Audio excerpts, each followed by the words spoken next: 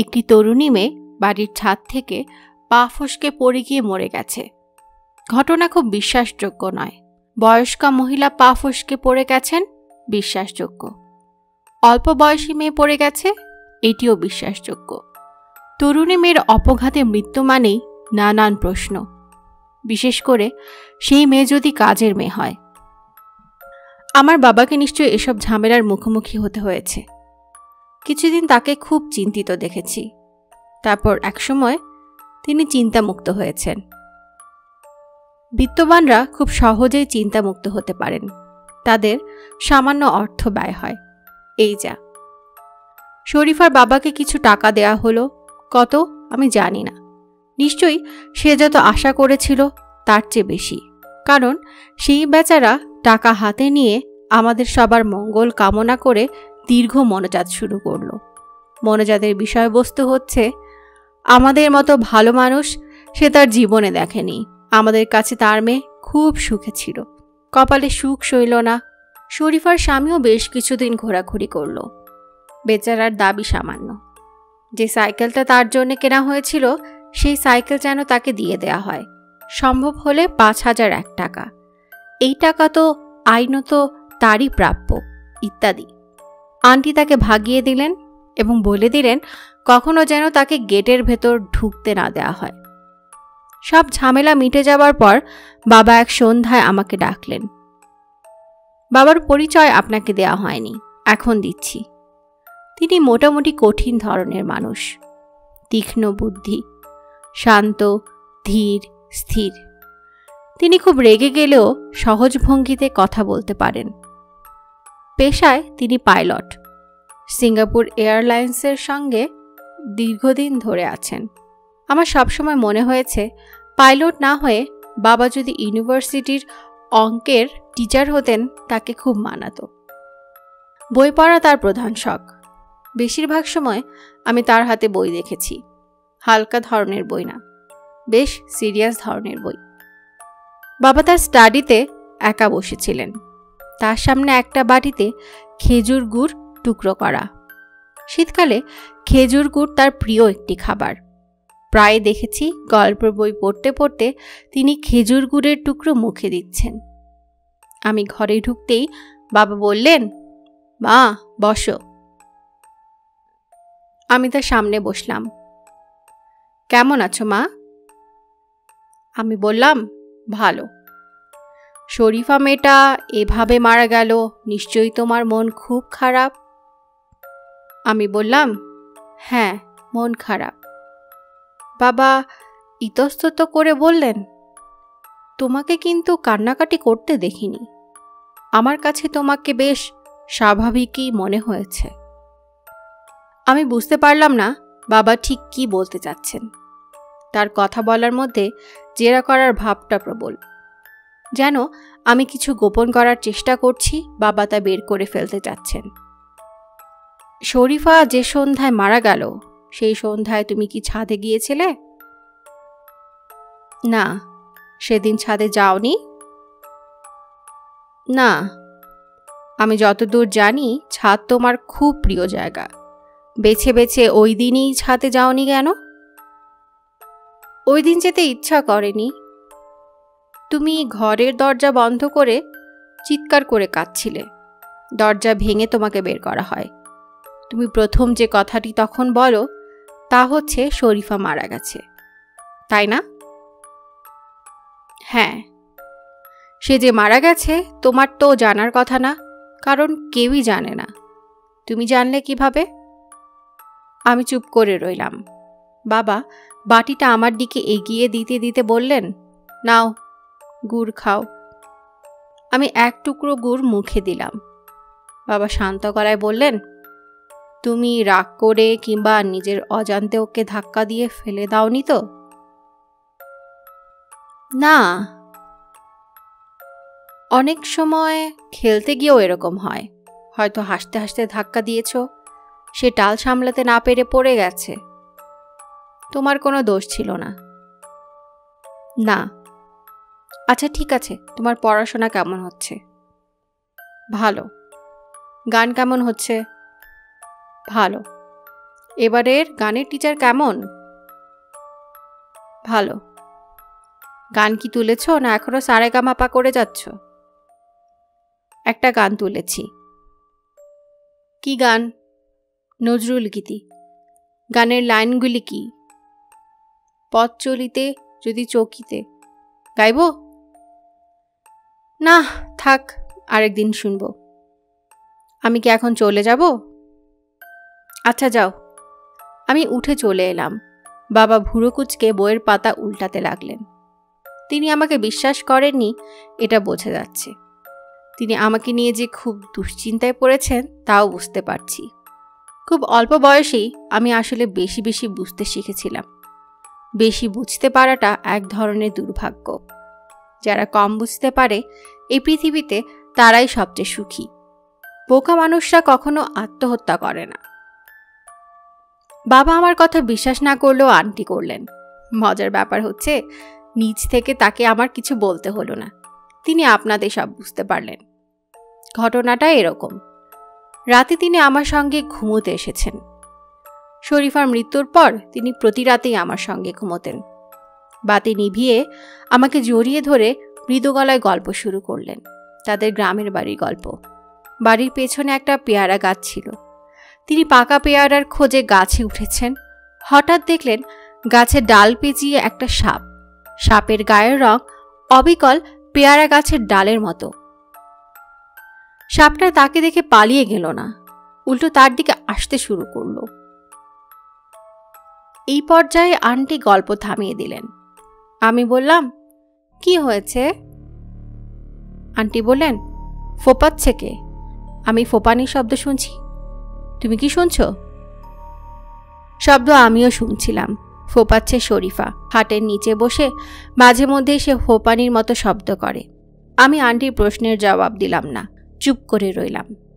Aunty বললেন, মনে হচ্ছে খাটের নিচে কেউ বসে আছে, ফোপাচ্ছে। তুমি শুনতে পাচ্ছ না? না, আমি পরিষ্কার শুনছি। পচা গন্ধও পাচ্ছি। তুমি পাচ্ছ না? না। আন্টি উঠে বসলেন, টেবিল ল্যাম্প জ্বালালেন, বিছানা থেকে নেমে তাকালেন খাটের নিচে। আমি তাকিয়ে রইলাম আন্টির মুখের দিকে।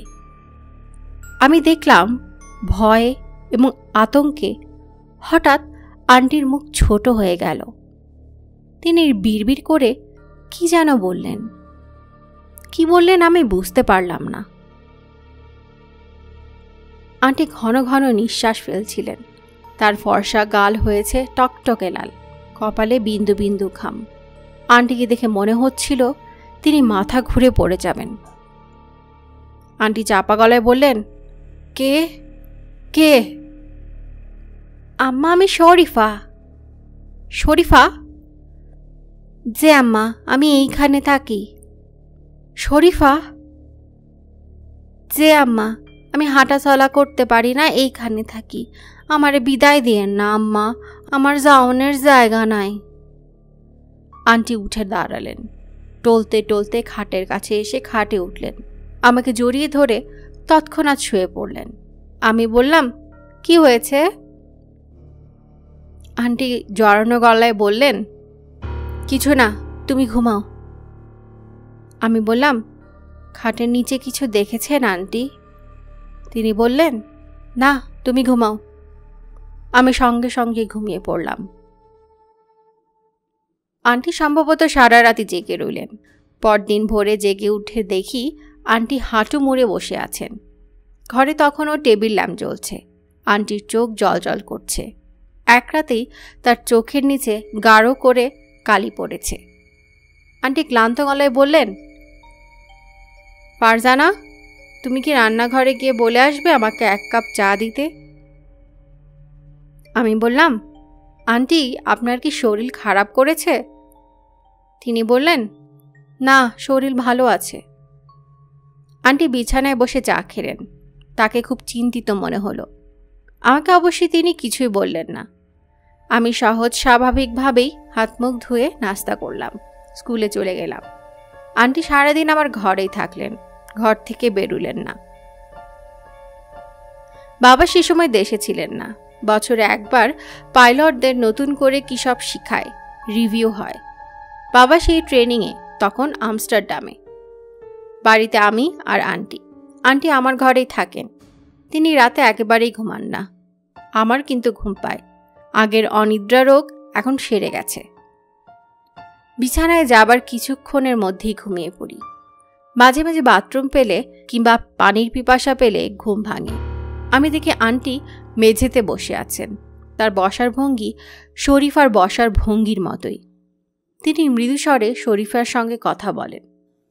শরীফা, জি আম্মা, কি করছো? কিছু করণের নাই আম্মা, বইসা আছি। এখান থেকে চলে যাও।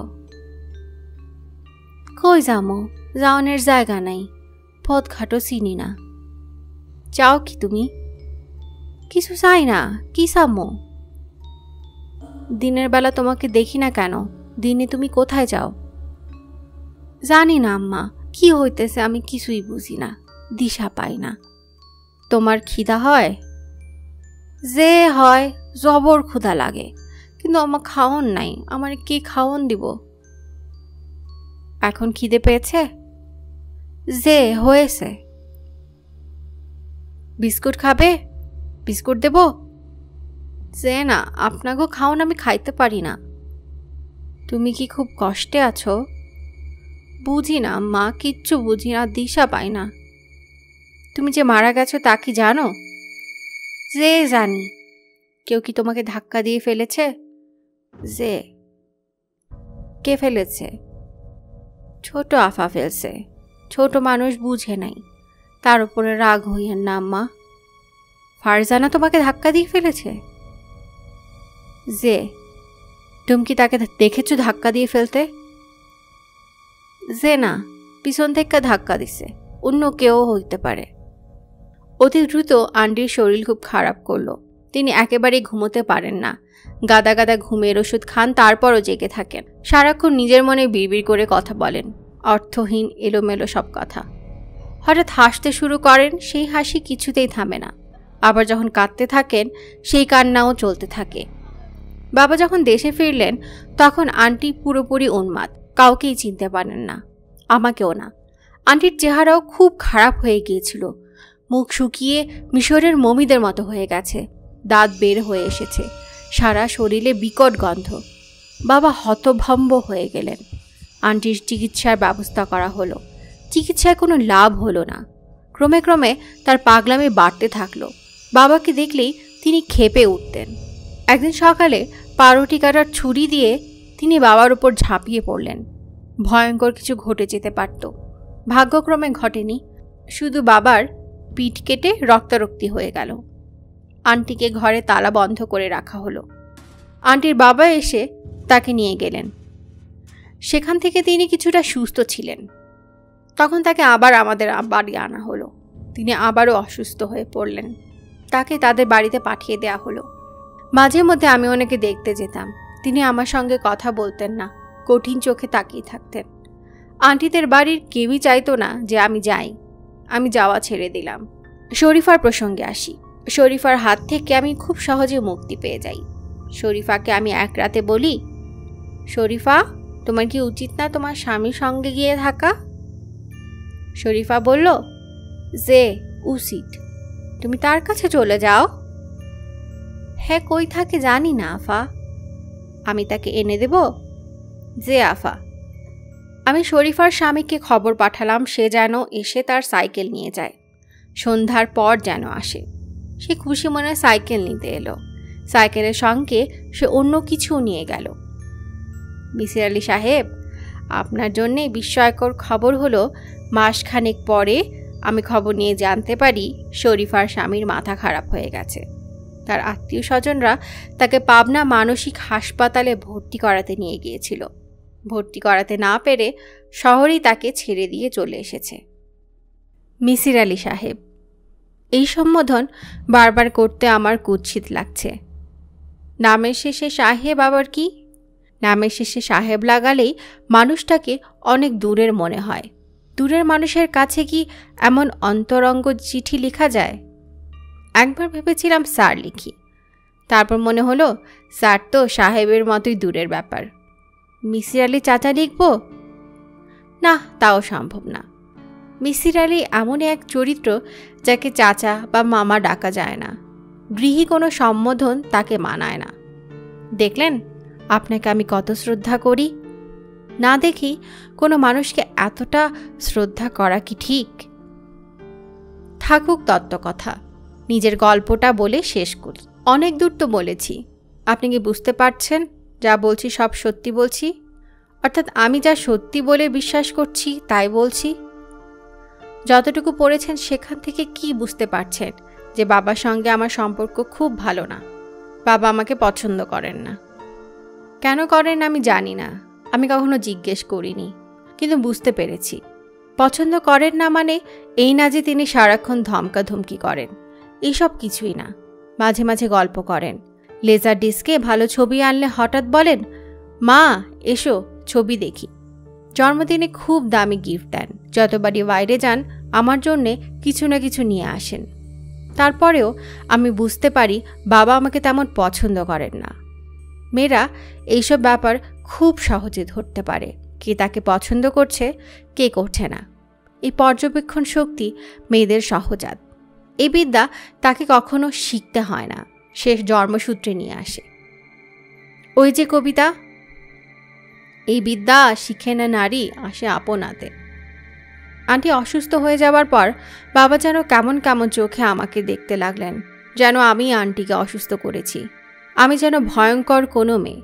আমার সংস্পর্শে যেই আসবে সেই মানসিকভাবে অসুস্থ হয়ে পড়বে। বাবার দুশ্চিন্তার কারণও ছিল। ছোট মা অসুস্থ হবার পর আমার ঘরেই বেশিরভাগ সময় থাকতেন। তিনি ঘুমের ওষুধ খেয়ে আমার বিছানাতে শুয়ে মারা যান।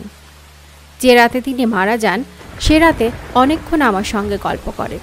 আমি ঘুমিয়ে পড়ার পর তিনি ঘুমের ওষুধ খান, একটা চিঠি লিখেন, তারপর আমার সঙ্গে ঘুমোতে আসেন। আমি ভোরবেলা উঠে দেখি তিনি কেমন অদ্ভুত ভঙ্গিতে শুয়ে আছেন। চোখ আধ খোলা, চোখে সাদা অংশ চকচক করছে, মুখ খানিকটা হা করা, হাত পা হিম হয়ে আছে। আমার তখন খুব কম বয়স, তারপরেও আমি বুঝলাম তিনি মারা গেছেন। আমি ভয় পেলাম না, চিৎকার করলাম না। শান্ত ভঙ্গিতেই বিছানা থেকে নামলাম। দরজা ভেতর থেকে ছিটকিনি দেয়া। আমি চেয়ারে দাঁড়িয়ে ছিটকিনি খুলে বাবার ঘরে গিয়ে খুব স্বাভাবিক ভঙ্গিতে বাবাকে বললাম, ছোট মা মারা গেছেন। বাবা তখন কফি খাচ্ছিলেন। তিনি খুব ভোরবেলা ওঠেন, নিজেই কফি বানিয়ে খান। তিনি মনে হলো আমার কথা বুঝতে পারলেন না। কাপ নামিয়ে রেখে বললেন, মা কি বললে? আমি আবারও বললাম, ছোট মা মারা গেছেন। বাবা দ্বিতীয় শব্দ উচ্চারণ করলেন না। আমার ঘরে এসে ঢুকলেন। এক পলক ছোট মাকে দেখলেন, তার কপালে হাত রাখলেন, তারপর রাজ্যের বিস্ময় নিয়ে তাকিয়ে রইলেন আমার দিকে। ছোট মার পর শরীফা মারা গেল। সেও থাকতো আমার ঘরে। সেও কি মানসিকভাবে অসুস্থ হয়ে পড়েছিল? আমরা যদি ধরে নেই কেউ তাকে ধাক্কা দিয়ে ফেলেনি, তাহলে বুঝতে হবে শরীফা নিজেই ছাদ থেকে লাফ দিয়েছে। যে মেয়ে পরদিন স্বামীর কাছে যাবে সেই কাণ্ড কখন করবে? মানসিকভাবে অসুস্থ হলেই করবে। শরীফাও তাহলে অসুস্থ ছিল। আন্টির অসুস্থতা তো চোখের সামনে ঘটল, আমার ঘরেই তার শুরু। কাজেই বাবা যদি ভেবে থাকেন প্রতিটি অসুস্থতার সঙ্গে আমার সম্পর্ক আছে, তাহলে বাবাকে খুব একটা দোষ দেয়া যায় না। এক রাতে খাবার টেবিলে তিনি বললেন, নিশা, তোমার সঙ্গে আমার কিছু কথা আছে। আমি বললাম, বলো। বাবা বললেন, খাবার টেবিলে বলতে চাচ্ছি না, খাওয়া শেষ করে আমার ঘরে আসো, দুজন কথা বলি। আমি বললাম, আচ্ছা। তোমার বয়স এখন কত? আমি বললাম, অক্টোবরে 15 হবে। তাহলে তো তুমি অনেক বড় মেয়ে। তোমার বয়স 15 হতে যাচ্ছে তা বুঝতে পারিনি। আমি হাসলাম। বাবা বললেন, তুমি যে খুব সুন্দর হয়েছো তা কি তুমি জানো? না, কেউ তোমাকে বলেনি? তোমার বন্ধু বান্ধবরা? না, আমার কোনো বন্ধুও নেই। নেই কেন? কারোর সঙ্গে আমার বন্ধুত্ব হয় না। হয় না কেন? আমি তো জানি না কেন হয় না।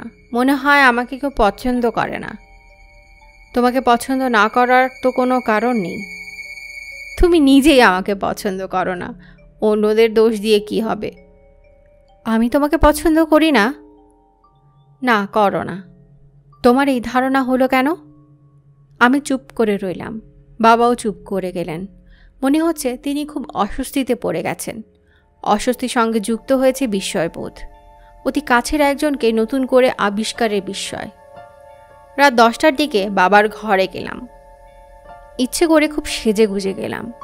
লাল পাড়ের হালকা সবুজ শাড়ি পরলাম, কপালে টিপ দিলাম। আয়নায় নিজেকে দেখে নিজেই চমকে গেলাম। কি সুন্দর লাগছে! মনে হচ্ছে বিয়ে বাড়ির মেয়ে, কনের ছোট বোন। বাবা আমার সাজগোজে দেখে আরও ভরকে গেলেন। বিব্রত গলায় বললেন, মা বসো, তোমাকে তো চেনা যাচ্ছে না। আমি বসতে বসতে বললাম, তোমার জরুরি কথা শুনতে এসেছি। বাবা বললেন, এত সেজেছ কেন? এমনি সাজলাম, মাঝে মাঝে আমার সাজতে ইচ্ছা করে। আমি আগে কখনো তোমাকে সাজতে দেখিনি। আমাকে কি সুন্দর লাগছে না বাবা? অবশ্যই সুন্দর লাগছে। কপালের টিপটা কি নিজে এঁকেছ? আমি বললাম, বাবা তুমি নানান কথা বলে সময় নষ্ট করছো। কি বলবে সরাসরি বলে ফেলো, অস্বস্তি বোধ করার কিছু নেই। অস্বস্তি বোধ করার কথা আসছে কেন? তোমার ভাবভঙ্গি দেখে মনে হচ্ছে তুমি অস্বস্তি বোধ করছো। তুমি বরং এক কাজ করো, 2 প্যাক হুইস্কি খেয়ে নাও। এতে তোমার ইনহিবিশন কাটবে। যা বলতে যাচ্ছ সরাসরি বলে ফেলতে পারবে। হুইস্কি খেলে ইনহিবিশন কাটে এই তথ্য জানলে কোত্থেকে? গল্পের বই পড়ে। তোমার কাছ থেকে আমার গল্পের বই পড়ার অভ্যাস হয়েছে। আমিও দিনরাত বই পড়ি। এটা একটা ভালো অভ্যাস। বাবা তোমার কথাটা কি? বাবা কিছুক্ষণ চুপ করে থেকে হঠাৎ দুম করে বললেন, তোমার ভেতর কিছু রহস্য আছে। রহস্যটা কি? আমি তোমার কথা বুঝতে পারছি না বাবা, তুমি কোন রহস্যের কথা বলছো? সব মানুষের মধ্যেই তো রহস্য আছে। বাবা বললেন, সব মানুষের মধ্যে রহস্য আছে ঠিকই, তবে সেই সব রহস্য ব্যাখ্যা করা যায়। তোমার রহস্য ব্যাখ্যা করা যাচ্ছে না। আমি সেটাই জানতে চাচ্ছি। আমি এখনও তোমার কথা বুঝতে পারছি না। বাবা উঠে দাঁড়ালেন, আলমারি খুলে হুইস্কির বোতল বের করলেন। মিসির আলী সাহেব, আপনাকে এতক্ষণ একটা কথা বলা হয়নি। লজ্জা লাগছিল বলেই বলতে পারিনি। আমার বাবা প্রচুর মদ্যপান করেন।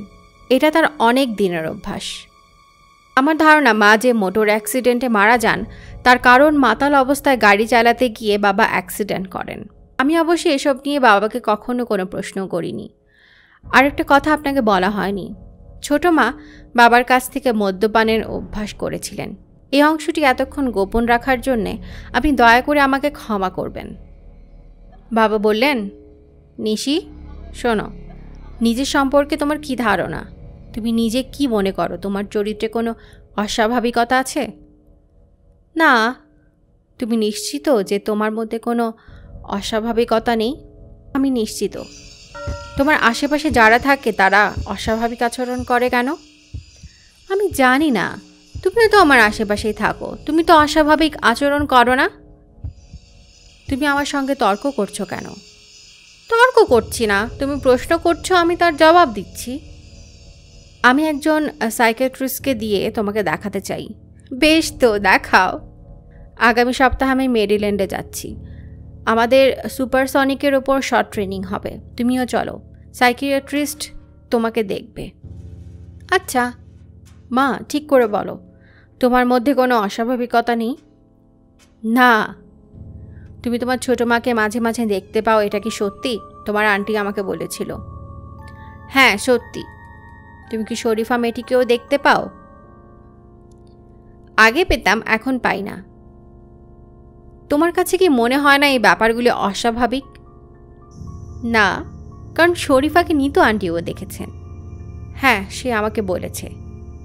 শরীফাকে এখন আর তুমি দেখতে পাও না? না, সে তার স্বামীর কাছে চলে গেছে। তবে আমি চাইলে সে আবার চলে আসবে। বুঝিয়ে বলো। আমি স্বপ্নে যা দেখি তাই হয়। স্বপ্নে কী দেখতে চাই এটাও আমি ঠিক করতে পারি।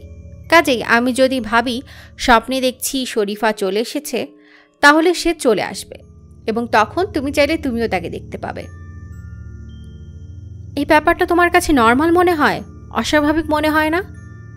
না, আমার কাছে অস্বাভাবিক মনে হয় না। আমার মনে হয় সব মানুষেরই ইচ্ছাপূরণ ধরনের স্বপ্ন দেখার ক্ষমতা আছে। কি করে স্বপ্নটা দেখতে হয় তা তারা জানে না বলে স্বপ্ন দেখতে পারে না। নিশি। জি। তুমি এক কাজ করো, শরীফা মেয়েটিকে নিয়ে এসো, আমি তাকে দেখতে চাই। আচ্ছা। কদিন লাগবে তাকে আনতে? বেশি দিন লাগবে না, স্বপ্নটা দেখতে পেলেই সে চলে আসবে। যত তাড়াতাড়ি পারো তাকে নিয়ে এসো, কারণ মেরিল্যান্ডে যাবার আগে আমি তাকে দেখতে চাই। আচ্ছা। তোমার পড়াশোনা কেমন হচ্ছে? খুব ভালো হচ্ছে। গান শেখা কেমন হচ্ছে? গান শেখাও ভালো হচ্ছে। তোমার গানের স্যারের সঙ্গে কদিন আগে কথা হলো, তিনি তোমার গানের গলার খুব প্রশংসা করলেন। তোমার নাকি কিন্নর কণ্ঠ। সব গানের স্যাররাই তাদের ছাত্রছাত্রীদের গানের গলা সম্পর্কে এই জাতীয় কথা বলে। আমার গানের গলা ভালো না। আমি তোমার গান একদিন শুনতে চাই।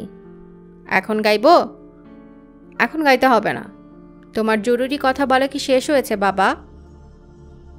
আমি চলে যাব। যাও। শরীফা মেয়েটিকে এলে আমাকে খবর দিও। আচ্ছা। আমি আমার ঘরে এসে ঘড়ি দেখলাম, 11টা বাজতে 10 মিনিট বাকি। আমি রাতে 11:30টার সময় আবার বাবার ঘরে গেলাম। তিনি সম্ভবত ক্রমাগতই মদ্যপান করে যাচ্ছেন। তার চোখ খানিকটা লাল, মুখে বিবর্ণ ভাব। এমনিতে তিনি সিগারেট খান না, আজ খুব সিগারেট খাচ্ছেন। ঘন ধোঁয়ায় ঘর অন্ধকার হয়ে গেছে। বাবা আমাকে দেখে অবাক হয়ে বললেন, কি ব্যাপার মা? আমার ঘরে এসো। কেন? শরীফাকে দেখতে চেয়েছিলে, শরীফা এসেছে। তুমি না ডাকতেই চলে এসেছে। আমি চুপ করে রইলাম। বাবা বললেন, শরীফা সত্যি এসেছে? কি করছে? আমার খাটের নিচে বসে আছে। বাবা হাসলেন, অবিশ্বাসী মানুষের হাসি। বাবা বললেন, তুমি কি তার সঙ্গে কথাও বলো? হ্যাঁ বলি। সে কি আমার সঙ্গে কথা বলবে? জানি না, বলতেও পারে। আমার ধারণা সে আমার সঙ্গে কথা বলবে না। আমি তাকে দেখতেও পাবো না, কারণ শরীফা নামের মেয়েটি খাটের নিচে বসে নেই। তোমার মাথার ভেতর একটা ঘর আছে, যে ঘর অবিকল তোমার ঘরের মতো। সেই ঘরের খাটের নিচে সে বসে আছে। কাজেই তাকে দেখতে পাবার কোনো কারণ নেই। বুঝতে পারছো? পারছি। কাজে মেয়েটিকে দেখতে যাওয়া অর্থহীন। তুমি যাচ্ছ না? না। আমি ফিরে আসছি। বাবা পেছন থেকে ডাকলেন, নিশি দাঁড়াও, আসছি। আমি দাঁড়ালাম। বাবার মদ্যপান আজ মনে হয় একটু বেশি হয়েছে। তিনি সহজভাবে হাঁটতেও পারছেন না, সামান্য টলছেন। আমি বললাম, বাবা তোমার হাত ধরবো? তিনি বললেন, না, আই এম জাস্ট ফাইন। বাবা আমার ঘরে ঢুকলেন। ঘরে টেবিল ল্যাম্প জ্বলছে, মোটামুটি আলো আছে। বাবা নিচু হয়ে খাটের নিচে তাকালেন। আমি তাকিয়ে রইলাম বাবার দিকে। অবাক হয়ে লক্ষ্য করলাম বাবার শান্ত ভঙ্গি বদলে যাচ্ছে। তার চোখে ভয়ের ছায়া। সেই ছায়া গাঢ় থেকে গাঢ়তর হচ্ছে। তিনি হতভম্ব চোখে আমার দিকে তাকালেন, তারপর দৃষ্টি ফিরিয়ে নিলেন খাটের নিচে। তার চোখে পলক পড়ছে না। আমি বললাম, বাবা কিছু কি দেখতে পাচ্ছ? তিনি হ্যাঁ না কিছুই বললেন না। অদ্ভুত এক ধরনের শব্দ করতে লাগলেন, যেন তার বুকের বাতাস আটকে গেছে, তিনি তা বের করতে পারছেন না। খুব যারা বুড়ো মানুষ তারা এ ধরনের শব্দ করে, তবে নিজেরা সেই শব্দ শুনতে পায় না, অন্যরা শুনতে পায়। আমি বাবাকে হাত ধরে টেনে তুললাম, তাকে ধরে ধরে তার ঘরে নিয়ে গেলাম। তিনি প্রায় অস্পষ্ট স্বরে বললেন, প্রচুর মদ্যপান করেছি, আমার আবার লিমিট 5 পেগ, সেখানে 8 পেগ খেয়ে ফেলেছি, তাই হ্যালুসিনেশন হচ্ছে। খাটের নিচে কিছুই নেই, ছিল না, কিছুই না। অন্ধকার তো, আলো ছায়াতে মানুষের মতো দেখাচ্ছে। টর্চ লাইট নিয়ে গেলে কিছুই দেখব না। টর্চ লাইট নিয়ে দেখতে চাও বাবা? তিনি ক্লান্ত গলায় বললেন, না। পরের সপ্তাহে আমি বাবার সঙ্গে মেরিল্যান্ড চলে গেলাম। মিসেস জেন ওয়ারেন নামের এক মহিলা সাইকিয়াট্রিস্ট আমার চিকিৎসা শুরু করলেন। মিসেস জেন ওয়ারেন এমডির বয়স 50-এর কাছাকাছি। আমেরিকান বৃদ্ধা মহিলারা খুব সাজগোজ করেন, ঠোঁটে কড়া লিপস্টিক দেন, চুল পার্ম করেন, কানে রংচঙা প্লাস্টিকের দুল পরেন, হাঁটুর উপরে রঙিন ঝলমলে স্কার্ট পরেন। তাদের দেখে মনে হয় তারা খুব সুখে আছেন। মিসেস জেন ওয়ারেনও তার ব্যতিক্রম নন। এত নামকরা মানুষ কিন্তু কেমন খুকি সেজে ছটফট করছেন, আহ্লাদে ভঙ্গিতে কথা বলছেন। সাইকিয়াট্রিস্টদের অনেক ব্যাপার আমি লক্ষ্য করেছি। তারা প্রথম যে কাজটি করেন তা হচ্ছে রোগীর সঙ্গে অত্যন্ত পরিচিত ভঙ্গিতে কথা বলেন, যেন রোগী তার অনেক দিনের চেনা, প্রায় বন্ধুস্থানীয়। মিসেস জেন ওয়ারেন এই কাজটা ভালোই করেন। আমাকে দেখে প্রায় চেঁচিয়ে যে কথাটা বললেন তা হলো, ও ডিয়ার, তোমাকে আজ এত সুন্দর লাগছে কেন? ভাবটা এরকম যেন তিনি আমাকে আগেও দেখেছেন, তখন এত সুন্দর লাগেনি। বিদেশিরা গায়ে হাত দিয়ে কথা বলে না, ইনি প্রথমবার এই গায়ে হাত রাখলেন। তোমার নাম কি নিশি? আমার উচ্চারণ ঠিক আছে? নিশি অর্থ নাইট। হ্যাঁ। Moonlit night? জানি না। Of course moonlit night. তোমাকে দেখেই মনে হচ্ছে তোমার জীবন আলোময়। Thank you. তোমার বয়ফ্রেন্ডের নাম কি? আমার কোনো বয়ফ্রেন্ড নেই। এমন রূপবতী কন্যার বয়ফ্রেন্ড থাকবে না কেন? অবশ্যই আছে। তুমি বলতে চাচ্ছ না? এসব চলবে না। তোমার বয়ফ্রেন্ডের নাম বলো, তার ছবিও দেখাও। ভদ্রমহিলা আমাকে বুঝতে চেষ্টা করছেন, আমিও কিন্তু তাকে বুঝতে চেষ্টা করছি। আমি যে তাকে বুঝতে চেষ্টা করছি সেটা মনে হয় তিনি ধরতে পারছেন না। বেশিরভাগ মানুষ নিজেদের অন্যের চেয়ে বেশি বুদ্ধিমান মনে করে। মিসেস জেনও তাই করছেন। আমাকে কিশোরী একটা মেয়ে ভেবে কথা বলছেন, মন জয় করার চেষ্টা করছেন। আমি এমন ভাব করছি যেন ভদ্রমহিলার কথাবার্তায় অভিভূত। আমি তার প্রশ্নের জবাব দিচ্ছি, ঠিক যে জবাবগুলি তিনি শুনতে চাচ্ছেন সেই জবাবগুলি দিচ্ছি। কোনো মানুষ যখন প্রশ্ন করে তখন সে যে জবাব শুনতে চায় সেই জবাবটা কিন্তু প্রশ্নের মধ্যেই থাকে। জেন ওয়ারেন বললেন, আচ্ছা নিশি, বাবাকে কি তুমি খুব ভালোবাসো? প্রশ্ন করার মধ্যে কিন্তু যে জবাবটা তিনি শুনতে চাচ্ছেন সেটা আছে। তিনি শুনতে যাচ্ছেন যে বাবাকে আমি মোটেই ভালোবাসি না। এই জবাব শুনলে হয়তো তার রোগ ডায়াগনোসিসে সুবিধা হয়। কাজেই তার এই প্রশ্নের জবাবে আমি মাথা নিচু করে বসে রইলাম এবং খুব অনিচ্ছার ভঙ্গিতে হ্যাঁ সূচক মাথা নাড়লাম। ভদ্রমহিলা দারুণ খুশি হয়ে গেলেন। শোনো নিশি, ইয়াং লেডি, যদিও তুমি অ্যাফার্মেটিভ ভঙ্গিতে মাথা নেড়েছ, তারপরও মনে হয় তুমি সত্যি বলছো না। আমরা বন্ধু, একজন বন্ধু অন্য বন্ধুকে অবশ্যই সত্যি কথা বলবে, তাই না? এখন বলো, তুমি কি তোমার বাবাকে খুব ভালোবাসো? আমি হ্যাঁ না কিছুই বললাম না। ভদ্রমহিলা আমি আরও কাছে ঘেঁষে এসে বললেন, তুমি কি বাবাকে পছন্দ করো না? আমি আবারও চুপ করে রইলাম। ভদ্রমহিলা এবার প্রায় ফিসফিস করে বললেন, তুমি কি তোমার বাবাকে ঘৃণা করো? আচ্ছা ঠিক আছে, মুখে বলতে না চাইলে এখানে দুটো কাগজ আছে, একটাতে ইয়েস, একটাতে নো। যে কোনো একটা কাগজ তুলে নাও। প্রশ্নটা মন দিয়ে শোনো, তুমি কি তোমার বাবাকে ঘৃণা করো? আমি ইয়েস লেখা কাগজটা তুললাম এবং এমন ভাব করলাম যে লজ্জায় দুঃখে আমার মরে যেতে ইচ্ছা করছে। আমার চোখে পানি চলে এলো। আমি এমন ভাব করছি যেন চোখের জল সামলাতে আমার কষ্ট হচ্ছে। একসময় হাউমাউ করে কেঁদে ফেললাম। বিদেশিরা চোখের পানি কম দেখে বলে চোখের পানিকে তারা খুব গুরুত্বের সঙ্গে দেখে। বাঙালি মেয়েরা যে অতি সহজে চোখের পানি নিয়ে আসতে পারে এই তথ্য তারা জানে না। তাছাড়া আমি যে কত বড় অভিনেত্রী তাও তিনি জানেন না। তিনি ছুটে গিয়ে টিস্যু পেপার নিয়ে এলেন, নিজেই চোখ মুছিয়ে দিলেন, করুণা বিগলিত গলায় বলেন, শোনো মেয়ে, তোমার লজ্জিত বা দুঃখিত হবার কিছু নেই। আমেরিকান স্ট্যাটিস্টিক্স বলছে 28.60% আমেরিকান পুত্রকন্যারা তাদের বাবাকে ঘৃণা করে। তুমি আমাকে যা বলছো তোমার বাবা তা কোনো দিন জানবে না। এ বিষয়ে তোমাকে আমি নিশ্চয়তা দিচ্ছি। এখন একটু শান্ত হও। কফি খাবে? আমি ফোপাতে ফোপাতে বললাম, খাবো। আমরা কফি খেলাম। ভদ্রমহিলা আনন্দিত গলায় বললেন, আমার ধারণা তোমার সমস্যা আমি ধরতে পেরেছি। সেই সমস্যার সমাধান করা এখন আর কঠিন হবে না। অবশ্যই তুমি যদি আমাকে সাহায্য করো। তুমি কি আমাকে সাহায্য করবে? Very good.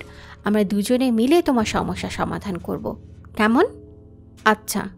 তোমার বাবাকে তুমি কেন ঘৃণা করো? বাবা মদ খায়। শুধু মদ্যপান করে বলেই ঘৃণা করো? মাতাল হয়ে তিনি একদিন গাড়ি চালাচ্ছিলেন, তখন অ্যাক্সিডেন্ট হয়। সেই অ্যাক্সিডেন্টে আমার মা মারা যান। তোমার বাবা আমাকে তোমার মার মৃত্যুর কথা বলেছেন, কিন্তু কিভাবে মারা গেছেন তা বলেননি।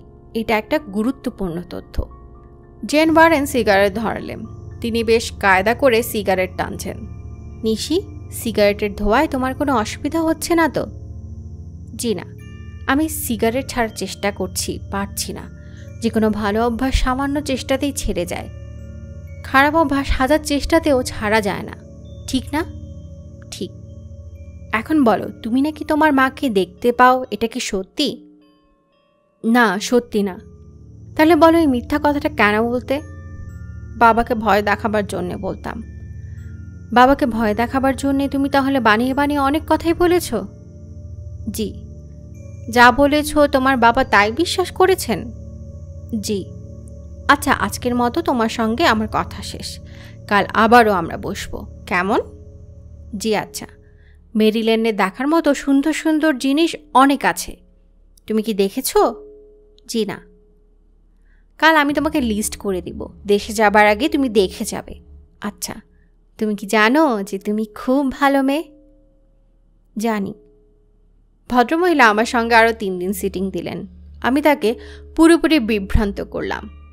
তাকে যা বিশ্বাস করাতে চাইলাম তিনি তাই বিশ্বাস করলেন এবং খুব আনন্দিত হলেন এই ভেবে যে তিনি বিদেশিনী এক কিশোরী মেয়ের জীবনের সমস্ত জটিলতা দূর করে ফেলেছেন। তার অন্ধকার ঘরে 1000 ওয়াটের বালি জ্বেলে দিয়েছেন। আমার সম্পর্কে তিনি যা ধারণা করলেন তা হচ্ছে: 1, আমি খুব ভালো মেয়ে, সরল, বুদ্ধিকম, জগতের জটিলতা কিছু জানি না। খুব ভুল ধারণা। 2, আমি নিঃসঙ্গ একটি মেয়ে। আমার সবচেয়ে বড় শত্রু আমার নিঃসঙ্গতা। ভুল ধারণা, আমি নিঃসঙ্গ নই। আমি কখনো একা থাকি না। নিজের বন্ধুবান্ধব নিজে কল্পনা করে নিই। কল্পনা শক্তি সম্পন্ন মানুষ কখনো নিঃসঙ্গ হতে পারে না। 3, আমি খুব ভীতু ধরনের মেয়ে। আবারও ভুল। আমার মধ্যে আর যাই থাকুক, ভয়েরই।